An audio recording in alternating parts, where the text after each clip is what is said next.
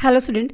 सो अब हम डिस्कस करने जा रहे हैं इकोनॉमिक वैल्यू एडेड, जिसको हम ईवीए भी कहते हैं। चलिए स्टार्ट करते हैं। देखिए ईवीए क्या होता है। एक ईवीए एक फिनेंशियल परफॉर्मेंस मैट्रिक्स है, मतलब एक परफॉर्मेंस को मेज़र करने का टूल है जिससे कंपनी की इकोनॉमिक प्रॉफिट को मेज़र किया जाता है। राइट। अब इकोनॉमिक प्रॉफिट की अगर हम बात करें तो इकोनॉमिक प्रॉफिट क्या होता है। इकोनॉमिक प्रॉफिट रियल प्रॉफिट होता है। मीन्स कि कंपनी की जो भी कैपिटल थी, जितना भी कैपिटल उन्होंने लगाया है अपने बिजनेस में, उस कैपिटल की कॉस्टिंग को कवर करने के बाद, उस कॉस्ट को मीट आउट करने के बाद जो एक्सेस प्रॉफिट होता है ना, वो एक्सेस प्रॉफिट ही कंपनी की इकोनॉमिक प्रॉफिट कहलाती है या रियल इकोनॉमिक प्रॉफिट कहलाती है। बात क्लियर हो गया। सो ईवीए क्या हो गया। ईवीए हमें बताता है, ईवीए वो टूल है जो हमें बताता है कि कंपनी की इकोनॉमिक प्रॉफिट कितनी है। ठीक है, कंपनी की इकोनॉमिक प्रॉफिट कितनी है, इसका मतलब क्या हुआ कि कंपनी ने अपनी कॉस्ट ऑफ कैपिटल को कंप्लीट करने के बाद, कॉस्ट ऑफ कैपिटल को कवर करने के बाद एक्सेस कितना प्रॉफिट जनरेट किया है। वो जो एक्सेस प्रॉफिट हो गया ना, वही कंपनी की इकोनॉमिक प्रॉफिट होती है। और एक्सेस प्रॉफिट ही हमें बताती है कि कंपनी अच्छा परफॉर्म कर रही है या नहीं अच्छा परफॉर्म कर रही है। इसीलिए हम इसको कहते हैं कि ये परफॉर्मेंस मेजरमेंट का एक टूल है। सो ईवीए क्या मेजर करता है। ईवीए मेजर करता है कि कितना सरप्लस क्रिएट हुआ है, कितनी वैल्यू एड ऑन हुई है, कितना एक्सेस उन्होंने अर्न किया है, कंपनी ने कितना एक्सेस कमाया है ना, उस पर्टिकुलर पीरियड में।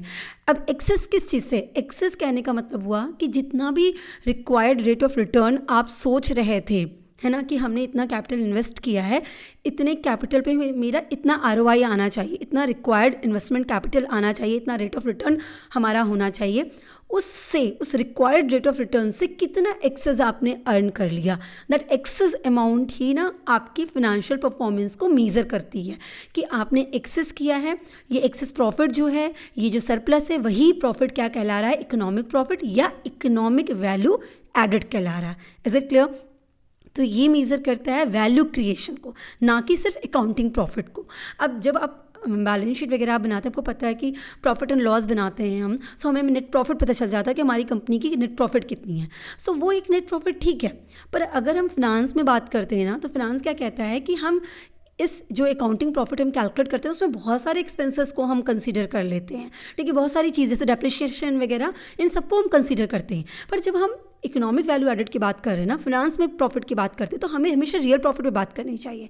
तो वो ये क्या कहता है कि आप उस प्रॉफिट को देखिए, वो प्रॉफिट आपके लिए मैटर करती है जो प्रॉफिट आपको ये बता सके कि आपने जितना भी कैपिटल लगा के अपने बिजनेस को रन कराया था, उस कैपिटल की कॉस्टिंग को प्रॉफिट कवर कर रही है कि नहीं, और कवर करने के बाद कुछ एक्सेस बच रहा है कि नहीं। जो एक्सेस है ना, वही आपकी ईवीए है, वही रियल ईवीए, वही रियल इकोनॉमिक प्रॉफिट कहलाती है। ठीक है, अब इस कॉन्सेप्ट को ना डेवलप किसने किया था, तो जोएल स्टर्न और बेनेट स्टीवर्ट हैं, जो कि फाउंडर थे consultancy firm, New York based consultancy firm है। बेसिकली ये मैनेजमेंट कंसल्टेंसी फर्म होती है, स्टर्न स्टीवर्ट एंड कंपनी।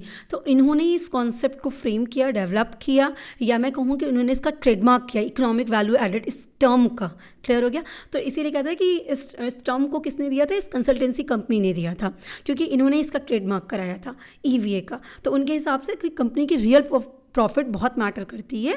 और रियल प्रॉफिट क्या होती है, वो चीज़ हम समझ चुके हैं। एक्सेस प्रॉफिट आपकी जो कवरिंग है, जो रिक्वायर्ड रेट ऑफ रिटर्न था, जितना आपने सोचा था कि हम इतना इस कैपिटल को लगाने के बाद कमाएंगे, उससे एक्सेस जो कमाया वही इकोनॉमिक वैल्यू एडेड होता है। अब देखिए, यहाँ मैं एक चीज़ और क्लियर कर दूँ कि आपने बिजनेस फिनेंस में, फिनेंशियल मैनेजमेंट में ये सारी चीज़ें ऑलरेडी पढ़ी हुई हैं कि कैसे हम कैलकुलेट करते हैं रिक्वायर्ड रेट ऑफ रिटर्न, कैसे हम कैपिटल की कॉस्टिंग क्या होती है, कॉस्ट ऑफ कैपिटल क्या होता है, ये सब चीज़ें आप ऑलरेडी पढ़े हैं। तो उसी चीज़ में ये आगे बता रहे हैं कि इससे एक्सेस पाना ही आपका इकोनॉमिक वैल्यू एडेड होता है। ठीक है, ये बात तो क्लियर होगी। अब इसे कैलकुलेट कैसे करते हैं और इसके कंपोनेंट क्या हैं। ठीक है, इकोनॉमिक वैल्यू एडेड किस चीज़ से मिलकर बना है, कैसे इसको कैलकुलेट करेंगे। तो पहले हम बात करेंगे फॉर्मूला की। तो फॉर्मूला क्या होता है ईवीए का, NOPAT minus capital employed multiply by weighted average cost of capital.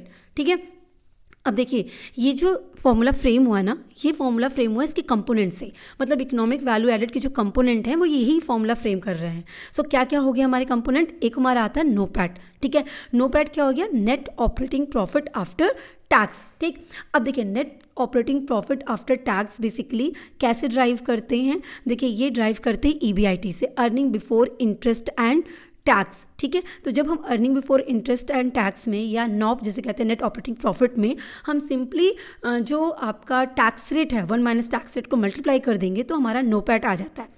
ये तो मैंने एक तरीके से फॉर्मूला बता दिया कि नोपैड कैसे कैलकुलेट करते हैं। बेसिकली नोपैड मेजर क्या करता है, क्या चीज़ है।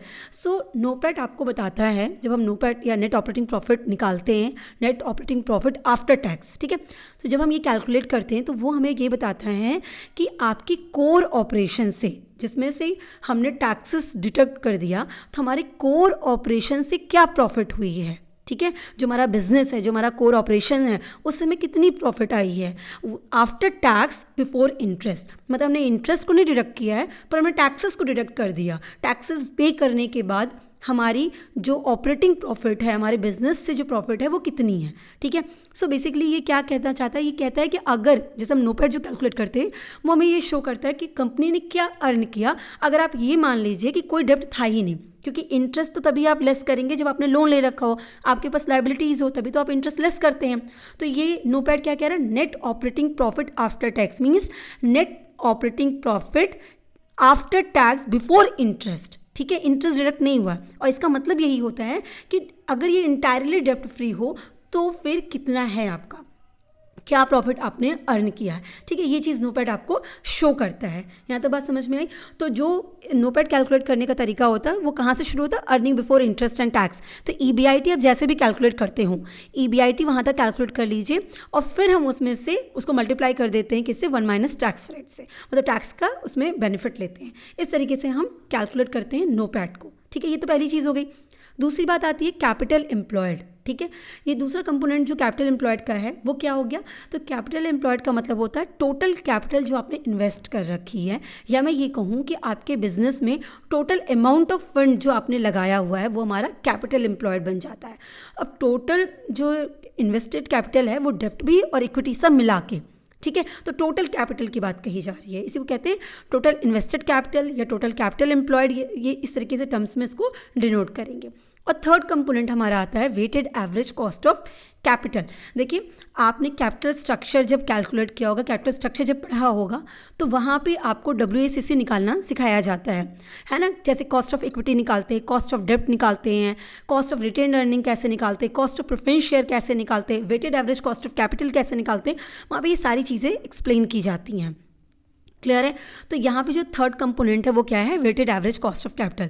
सो weighted average cost of capital होता क्या है, ये ना वो मिनिमम रेट ऑफ रिटर्न होता है जो एक फर्म अर्न करना चाहती है कि मेरी इतनी कैपिटल लगी है, इस कैपिटल में हमें कम से कम इतना रिटर्न तो पाना होगा, तभी जाके हमारे इन्वेस्टर्स सेटिस्फाई होंगे। मतलब उनकी कॉस्टिंग, उन्होंने जो पैसा लगाया है वो जितना एक्सपेक्ट कर रहे हैं उतना हम उनको पे ऑफ कर पाएंगे। बात समझ में आ रही है। सो ये weighted average cost of capital क्या कहता है, मिनिमम रेट ऑफ रिटर्न हमें बताता है जो आपको इन्वेस्टेड कैपिटल से अर्न करना ही करना है। क्लियर हो गया। सो ये कैसे कैलकुलेट होता है, ये वेट को असाइन करके कैलकुलेट होता है। मतलब कि जितने भी कैपिटल लगे हैं, डेब्ट लगा, इक्विटी लगा, प्रेफरेंस शेयर लगा, जो कुछ भी लगा है उसको आप वेट असाइन करेंगे और फिर उसका कितना टोटल में कितना वेट है और फिर उसको मल्टीप्लाई कर देते हैं उसके इंटरेस्ट रेट से या जो रिक्वायर्ड रेट ऑफ रिटर्न होता है उससे, और फिर हम सबको प्लस करके ये चीज़ कैलकुलेट करते हैं। आपने ये कैलकुलेशन सीखी होगी पर फिर भी मैं एक फॉर्मूला बता देती हूँ। देखिए weighted average cost of capital कैसे निकलता है, डेब्ट का प्रोपोर्शन कितना है टोटल कैपिटल में से, तो डेब्ट डिवाइड बाई डेब्ट प्लस इक्विटी। डेब्ट प्लस इक्विटी क्या है, टोटल कैपिटल। टोटल कैपिटल में हमने डेब्ट कितना रखा है, तो डेब्ट डिवाइड बाई टोटल प्लस डेब्ट प्लस कैपिटल इक्विटी हो गया। उसमें हम मल्टीप्लाई कर देते हैं इंटरेस्ट से। इंटरेस्ट मतलब हमको ये पे करना ना उस डेब्ट होल्डर को या उस डिवेंचर होल्डर्स को या जिससे भी मैंने लोन लिया है उसको मुझे ये इंटरेस्ट पे करना है। अब इस इंटरेस्ट में हम क्या करते हैं, टैक्स का एडवांटेज लेते हैं। सो इसीलिए 1 - टैक्स कर दिए, इंटरेस्ट मल्टीप्लाई बाई 1 - टैक्स। तो डेब्ट के प्रोपोर्शन को टोटल कैपिटल में से हम उसको मल्टीप्लाई कर देंगे इंटरेस्ट में, टैक्स के एडवांटेज के साथ, टैक्स के बेनिफिट या इफेक्ट के बाद। ठीक, फिर ये हमारा डेब्ट का निकल गया। प्लस इसी तरह इक्विटी का करेंगे। इक्विटी का कंपोनेंट कितना है, पूरे डेब्ट पूरे कैपिटल में से, तो इक्विटी डिवाइड बाय डेब्ट प्लस इक्विटी, और फिर उसका जो रेट होगा उससे हम मल्टीप्लाई कर देते हैं। तो ये हम ऑलरेडी कैलकुलेट करते हैं। ठीक है, ये कैपिटल स्ट्रक्चर की थ्योरीज में आपने पढ़ा होगा। सो इस तरीके से हमारा WACC कैलकुलेट होता है। तो अगर शॉर्ट में क्वेश्चन निकालने को आता है एग्जाम में तो आपको ये सारे फिगर्स ऑलरेडी गिवन होते हैं। WACC कितना है, मतलब रिक्वायर्ड रेट ऑफ रिटर्न या weighted average cost of capital कितनी है, NOPAT कितनी है, कैपिटल एम्प्लॉयड कितना कैपिटल इन्वेस्ट किया गया है, और आपको EVA कैलकुलेट करने को आ जाता है। ठीक है, फिर भी मैं आपको ना एक और तरीका बता देती हूँ जहाँ पे हम इस फॉर्मूले तक कैसे पहुँचते हैं वो पूरी चीज़ें आ जाती हैं। मतलब जैसे NOPAT कैसे कैलकुलेट होगा, NOPAT तक जो जाते हैं वो सारी चीज़ें हम यहाँ पे बता देंगे, ठीक है। वो कैसे कैलकुलेट होता है वो भी हम समझ लेते हैं। देखिए, सबसे पहले किसी भी बिजनेस में, किसी भी चीज़ में आपने कितनी सेल की हुई है, जो नेट सेल है वो मेंशन रहती है, ठीक है। तो आप नेट सेल्स को लेते हैं, उसमें से जितने भी वेरिएबल नेचर के खर्चे होते हैं उसको लेस कर देंगे, तो हमारा कॉन्ट्रीब्यूशन आ जाता है। उस कॉन्ट्रीब्यूशन में से जब हम फिक्स एक्सपेंसेस को लेस कर देते हैं तब हमारी आती है ऑपरेटिंग प्रॉफिट या earning before interest and tax. जब हमारा EBIT आ जाता है ना, अब आपको पता है नो पैट लगाने के लिए EBIT हमारा आना जरूरी था। अब हमारा EBIT ऐसे ही कैलकुलेट होता है, EBIT आ गया तब हम उसमें से टैक्सेस लेस कर देंगे, जो आएगा हमारा नो पैट होगा। अब नो पैट में से हमें कैपिटल चार्जेस को लेस करना है।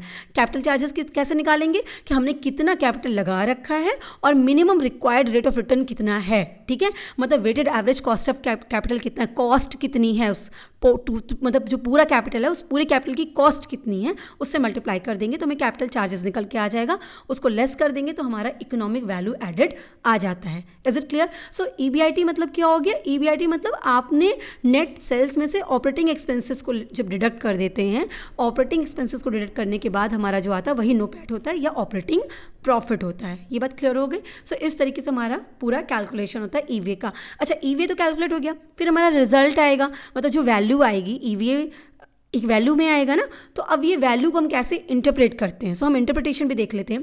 देखिए, पहला आता हमारा पॉजिटिव EVA। कहने का मतलब जो आपने EVA कैलकुलेट किया, इस फॉर्मूले से जब आपने कैलकुलेशन किया तो एक वैल्यू आई, अगर वो वैल्यू पॉजिटिव है, when EVA is a positive value, so ये क्या कहता है कि कंपनी ने वैल्यू क्रिएट की है, ठीक है, अपने इन्वेस्टर्स के लिए। इसका मतलब क्या हो गया कि जितना कॉस्ट ऑफ कैपिटल था, है ना, उससे ज़्यादा का रिटर्न इन्होंने क्रिएट कर रखा है। मतलब एक्सपेक्टेशन, जो स्टेक होल्डर्स थे उनकी जितनी एक्सपेक्टेशन थी ना, उस एक्सपेक्टेशन से ज़्यादा का रिटर्न आपने उनको प्रोवाइड किया, तो ये क्रिएट हुआ, है ना। मतलब उनकी इन्वेस्टर की एक्सपेक्टेशन से ज़्यादा का रिटर्न क्रिएट हुआ। सो ये पॉजिटिव EVA हुआ, इसे कहते हैं वैल्यू क्रिएट हुई। ये अच्छा है स्टेक होल्डर्स के लिए, शेयर होल्डर्स के लिए, इन्वेस्टर्स के लिए, ठीक। वहीं जब बात हम नेगेटिव EVA की कहते हैं, कहने का मतलब क्या हो गया, जो वैल्यू आई वो कैसी है, नेगेटिव। तो ये क्या करती है, कंपनी की वैल्यू को डिस्ट्रॉय कर देती है। इसका मतलब क्या हो गया कि जितना भी आपने रिटर्न जनरेट किया है ना, वो इनसफिशिएंट है कि आपने जो पैसा लगाया था उसकी कॉस्टिंग ही वो मतलब पूरा कर पाए, है ना, वो भी नहीं कर पा रहा है, उस कॉस्ट को भी मीट आउट नहीं कर पा रहा है, इतना आपने रिटर्न क्रिएट कर पाया। तो वो क्या हो गया, नेगेटिव EVA हुआ। तो इसने क्या किया, वैल्यू को डिस्ट्रॉय कर दिया।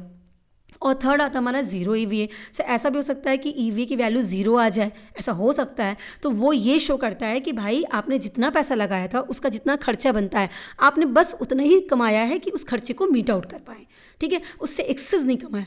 तो आपने जितना पैसा लगाया, उस पैसे को लगाने का जो खर्चा बनता है, कॉस्टिंग, अगर आप उस कॉस्टिंग से एक्सेस कमाते हैं तो तभी हुआ इकोनॉमिक वैल्यू एडेड, जिसे हम पॉजिटिव EVA कहेंगे। अगर उससे आपने कम कमाया तो नेगेटिव EVA। अगर आपने बैलेंस जीरो कमाया तो इसका मतलब आपने सिर्फ उतना ही कमाया कि आपका खर्चा खत्म हो सके। खर्चा कौन सा, ऑपरेशनल खर्चा नहीं, आपके कैपिटल को लगाने का खर्चा, clear, cost of capital. Clear हो गया? सो आई होप आपको समझ में आया होगा कि EVA बेसिकली क्या है, कैसे कैलकुलेट करते हैं। Wish you all the best, thank you so much.